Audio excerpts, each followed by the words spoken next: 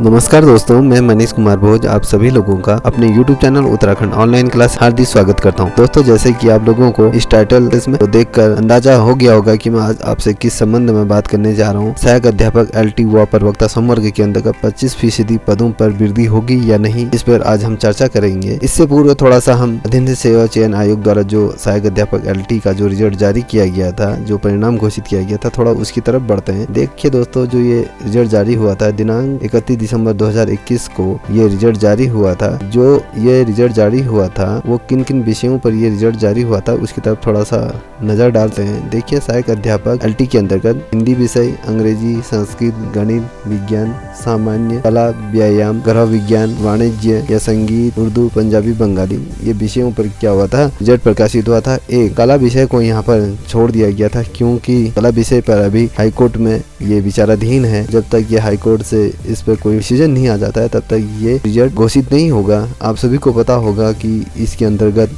Non BEd और BEd की यहाँ पर लड़ाई चल रही है। तो जब तक ये डिसीजन पूर्ण रूप से हाईकोर्ट द्वारा नहीं दिया जाता है तब तक इस विषय पर रिजल्ट घोषित नहीं किया जाएगा। दोस्तों, यदि मैं बात करूं, जो ये भर्ती प्रतिक्रिया हुई थी जिसके अंतर्गत बीच में सरकार द्वारा ये भी कहा गया था कि इस माह, अगर हम दिसंबर और जनवरी की बात करें तो दिसंबर माह में सर्वाधिक रूप से यहाँ पर जो सहायक अध्यापक सेवानिवृत्त हुए हैं, बहुत से अध्यापकों का विभागीय रूप से यहाँ पर पदोन्नति हुई है। और यदि मैं बात करूँ, LT से बहुत से लोग प्रवक्ता बने हैं और प्रवक्ता से काफी लोग प्रधानाचार्य बने हैं। अब यदि मैं बात करूं, अगर इन टोटल जो रिक्त पदों की यदि मैं बात करूं तो यहाँ पर LT संवर्ग से जितने भी प्रवक्ता बने हैं वो टोटल 2200 पद यहाँ पर रिक्त हुए हैं और प्रवक्ता से प्रधानाचार्य कम से कम या 700 पदों पर यहाँ पर रिक्त हुए हैं। अगर हम इन टोटल पदों को लेके चलें तो ये आपके 2800 के आसपास से भी ऊपर ये पद रिक्त हुए हैं। दिसंबर माह के अंतर्गत शिक्षा विभाग के अंतर्गत बहुत अधिक संख्या में पदों का रिक्त होना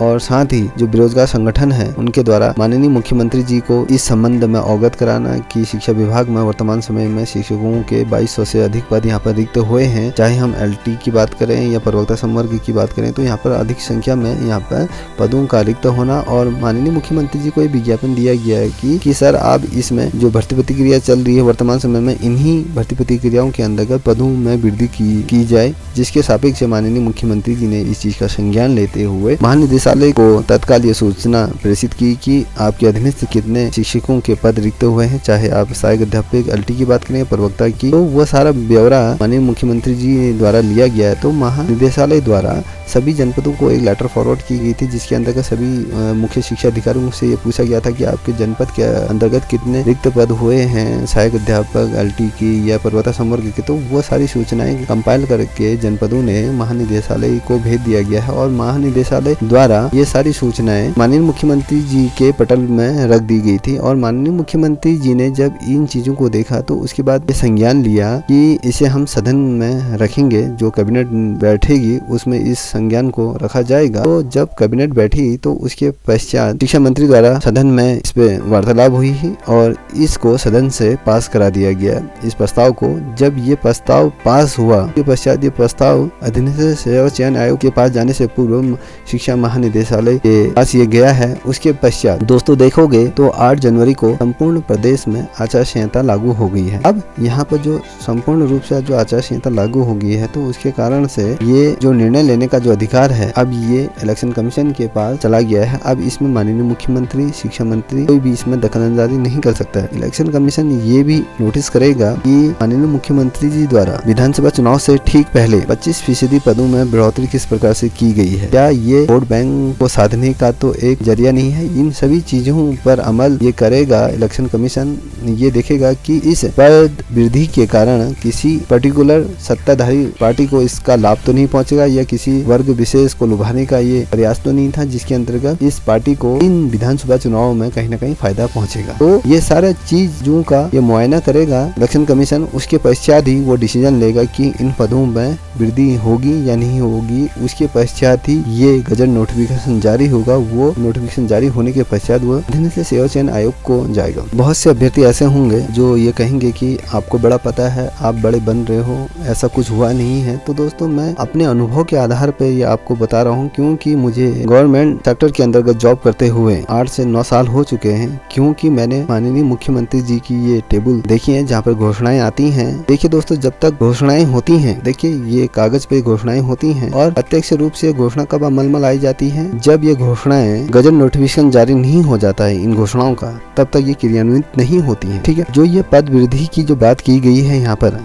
तो इन पद वृद्धि से संबंधित अभी कोई भी गजट नोटिफिकेशन जारी नहीं हुआ है। तो आप ये मान के चलिए, अब सारा खेल इलेक्शन कमीशन के हाथ में है। क्या वो इन पदों पर वृद्धि करेगा या नहीं करेगा, या पूर्वोत्तर जो पद थे उन्हीं पर ही भर्ती प्रतिक्रिया होगी, ये सारा कुछ इलेक्शन कमीशन इनको देखेगा। यदि उसको ये लगेगा कि प्रदेश में छात्रों के हित को देखते हुए इन पदों में वृद्धि की जाए, तो वो 25% पदों में यहाँ पर वृद्धि करेगा। और गजट नोटिफिकेशन जब जारी होगा, उसके पश्चात एक कॉपी निदेशालय स्तर पर जाएगी, दूसरी कॉपी आपके अध्ययन से चयन आयोग के पास जाएगी, जिसमें ये स्पष्ट रूप से कहा जाएगा, गजट नोटिफिकेशन में ये कहा जाएगा, उसका एक ID क्रमांक भी जारी होगा। उसके अंतर्गत वो पत्रांक हवाला देते हुए इन पदों में वृद्धि का फैसला लिया जाएगा। देखिए दोस्तों, मैं ये अपने अनुभव से कह रहा हूँ, क्योंकि जब मैं गवर्नमेंट सेक्टर में जब माननीय मुख्यमंत्री जी की जो टेबल देख रहा था DM कार्यालय के अंतर्गत, तो मैंने ये देखा कि माननीय मुख्यमंत्री जी की घोषणाएं तब अमल में लाई जाती हैं जब उनमें गजट नोटिफिकेशन जारी हो जाता है। उसके पश्चात दोस्तों हर कोई बंदा आगे बढ़ने की सोचता है, तो उसके पश्चात मेरे द्वारा भी ये प्रयास किए गए। मैं सहायक अध्यापक रहा कुछ समय, उसके पश्चात मैं भी इससे आगे बढ़ना चाह रहा था। उसके पश्चात मेरा भी सिलेक्शन प्रवक्ता संवर्ग के अंतर्गत हुआ। वर्तमान समय में मैं प्रवक्ता संवर्ग के अंतर्गत कार्य कर रहा हूँ। तो मैं ये सारा कुछ अपने अनुभव और सरकारी तंत्र में जो मैंने कार्य किया है उसके आधार पे बता रहा हूँ। देखिए, इसमें आप लोग बिल्कुल भी निराश न हो। जहाँ तक मुझे लगता है, इलेक्शन कमीशन इन सारी चीजों को मुआयना करते हुए, छात्र हित को मद्देनजर रखते हुए इन पदों में वृद्धि करेगा। जब तक आप लोगों के समक्ष ये गजट नोटिफिकेशन जारी नहीं हो जाता है, ये लेके चलिए, तब तक इन पदों में वृद्धि नहीं होगी। देखिए, इससे पूर्व जब CM त्रिवेंद्र सिंह रावत जी थे, तब उस समय बहुत ढेर सारी ऐसी घोषणाएं हुई थी कि इतने पदों में भर्ती होगी, दिसंबर माह में भर्ती होगी, जनवरी माह पर। तो उस समय वो वर्ष ऐसा था, जो 3-4 साल का जो वक्त था, वहाँ पर सिर्फ जो भर्ती प्रतिक्रियाएं चल रही थी वो न्यूज़पेपरों में ही चल रही थी। तो आप इन न्यूज़पेपरों पर विश्वास न करें। आप जब तक इसके अंतर्गत जो गजट नोटिफिकेशन जारी नहीं हो जाता है, तब तक आप इन चीजों को अपने मन से निकाल दीजिए। जब गजट नोटिफिकेशन जारी हो जाएगा, तब खुद पे ही खुद इन पदों में वृद्धि हो जाएगी।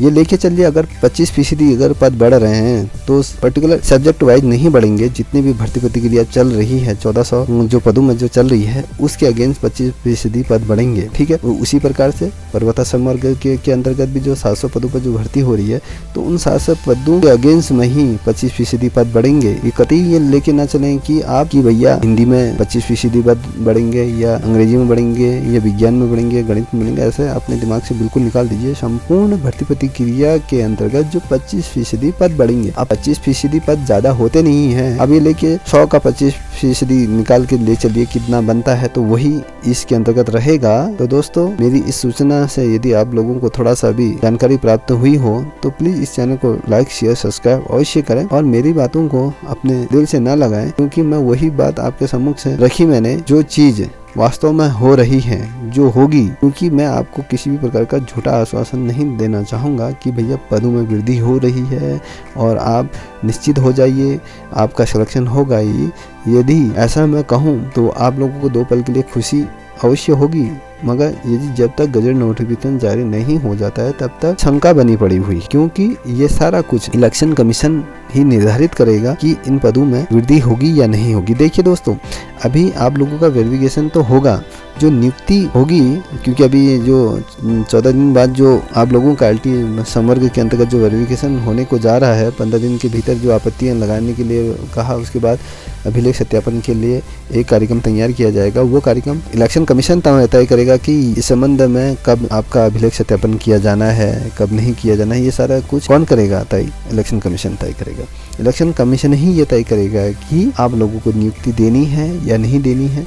यदि इलेक्शन कमीशन ये देख के चलता है कि भैया वर्तमान समय में पूर्ण प्रदेश में जो चुनाव का समय है, क्योंकि यदि इस समय अभिलेख सत्यापन कराते हैं तो वहाँ पर बहुत ढेर सारे कर्मचारी चाहिए, और दूसरी तरफ इलेक्शन कमीशन के चुनाव होने जा रहे हैं, वहाँ पर भी जो लोगों की जरूरत होती है, तो आप देखते हैं आगे क्या डिसीजन इसमें आता है। आई होप ये लेके चलने की आप लोगों का भला हो और इसमें पदों की वृद्धि हो। मैं यही आशा करूंगा कि इसमें वृद्धि हो। मैंने ये छोटी सी जानकारी आपके सम्मुख से साझा करना चाहा। यदि आप लोगों को ये पसंद है तो प्लीज इसे लाइक शेयर सब्सक्राइब अवश्य करें। तब तक के लिए इतना ही। जय हिंद, जय भारत, जय उत्तराखंड।